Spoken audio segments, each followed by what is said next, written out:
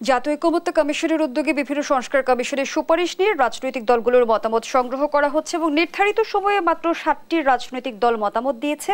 সময় চেয়েছে 16টি দল। আমরা যেমনটি জানি যে 34টি রাজনৈতিক দলের কাছে সুপারিশ পাঠানো হয়েছিল। রাজনৈতিক দলগুলো কি সুপারিশগুলো কিংবা প্রস্তাবগুলো খুব একটা আমলে নিচ্ছে না? না, আমার মনে হয় ওনারা নিচ্ছেন, ওনারা সিরিয়াসলি নিচ্ছেন, ওনারা চুলচেরা বিশ্লেষণ করছেন। কেন অনেকগুলো বড় তো ছয়টা মেজর আপনার সংস্কার, প্রত্যেকটা জিনিস চুলচেরা বিশ্লেষণ করতে হয়, কারণ এইটার উপর নির্ভর করবে বাংলাদেশের ফিউচারের কোর্স অফ অ্যাকশন, বাংলাদেশের ভবিষ্যৎটা কোন দিকে যাচ্ছে সেটা নির্ভর করবে। তো এই জন্য পার্টিগুলো সময় নিচ্ছেন, নিজেদের মধ্যে তারা ডিসকাশন করছেন, ডিবেট করছেন, ডায়ালগ করছেন, করে ওনারা ওইটার কোনো ক্ষেত্রে ওনারাও মতামত নিচ্ছেন, এক্সপার্টদের নিয়ে আমাদেরকে পাঠাচ্ছেন। অলরেডি কয়েকটা পার্টি পাঠিয়েছে, আমরা আশা করি এই বাকিরাও খুব দ্রুত পাঠাবেন। তবে এখানে তাড়াহুড়োর বিষয় না, আমরা চাই না যে কোনো জিনিস তাড়াহুড়ো করে একটা দিন। তারা তাদের মতো সময় নিয়ে সঠিকভাবে এবং খুব ইনডেপথ অ্যানালাইসিস করে আমাদেরকে জানান।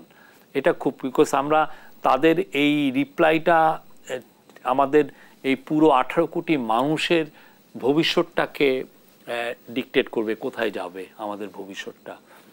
সুপারিশগুলো যেমনটি দেখেছে যে ছক আকারে, এমসিকিউ আকারে পাঠানো হয়েছিল, যেখানে টিক চিহ্ন দিয়ে 120টি প্রশ্নের বিষয়ে জানতে চাওয়া হয়েছে। সুপারিশের বিষয়ে একমত, একমত নই ও আংশিকভাবে একমত, এই 3টি বিকল্প রাখা হয়েছে। কিন্তু আমরা যেমনটি জানি যে সংস্কার কমিশনের সুপারিশগুলো হাজারেরও অধিক সুপারিশ রয়েছে, সেখান থেকে কনসাইজ করে 120টি প্রশ্ন তৈরি করা। সেখানে কি রাজনৈতিক দলগুলোর সাথে আলোচনা হয়েছিল?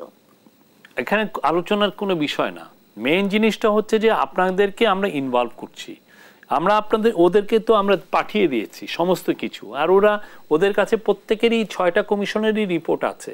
এই 6টা কমিশনের বেস করে এই কোশ্চেনগুলো এসছে।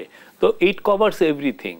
তা আমাদের মনে হয় যে না, আমরা তো এই ধরনের কমপ্লেন তাদের কাছ থেকে পাইনি। আমরা মনে করি যে we are right on track, এবং তারাও এটা নিয়ে সিরিয়াসলি এটা ডিল করছেন, তারা এটাকে খুব সিরিয়াসলি নিচ্ছেন। তারা নিজেদের মধ্যে, আমরা জানি তারা প্রচুর কথাবার্তা বলছেন এটার একটা বিষয়ের উত্তরটা কি হবে, বাংলাদেশ কি ধরনের, এটা বাংলাদেশ কি বাই ক্যামেরাল পার্লামেন্ট নেবে না ইউনি ক্যামেরা নেবে, বাংলাদেশের প্রেসিডেন্টের এখন যে পাওয়ার আছে সেই পাওয়ারটা কি এই অবস্থায় থাকবে না আর বেশি থাকবে, বাংলাদেশ কি প্রেসিডেন্সিয়াল ফর্মের গভর্নমেন্টে যাবে নাকি বাংলাদেশ একটা পার্লামেন্টারি সিস্টেমে থাকবে। অনেকগুলো তো কোশ্চেন। প্লাস হচ্ছে আপনার জুডিশিয়ারিটা কেমন হবে, আমরা আমাদের চিফ জাস্টিসকে কিভাবে সিলেক্ট করব, বা আমাদের যখন এই 5 বছর পর যে ইলেকশনটা হয় সেই সময় আসলে কোন গভর্নমেন্ট কিভাবে এই গভর্নমেন্টে মানে একটা ফ্রি অ্যান্ড ফেয়ার ইলেকশন নিশ্চিত করবে। এই যে এই কোশ্চেনগুলো, এইতে তো অনেকগুলো বড়। আমরা 50 বছর হয়ে গেল, আমরা কিভাবে একটা ফ্রি অ্যান্ড ফেয়ার ইলেকশন করব সেটাই আমরা এখন পর্যন্ত খুব ভালোভাবে ঠিক করতে পারিনি। আমরা কেয়ারটেকার গভর্নমেন্টের মাধ্যমে 3-4টা ইলেকশন আমরা ভালো করেছিলাম, কিন্তু দেখেন তারপরে কিন্তু এই কেয়ারটেকার গভর্নমেন্ট তো গলা টিপিয়ে মেরেছে পতিত স্বৈরাচার।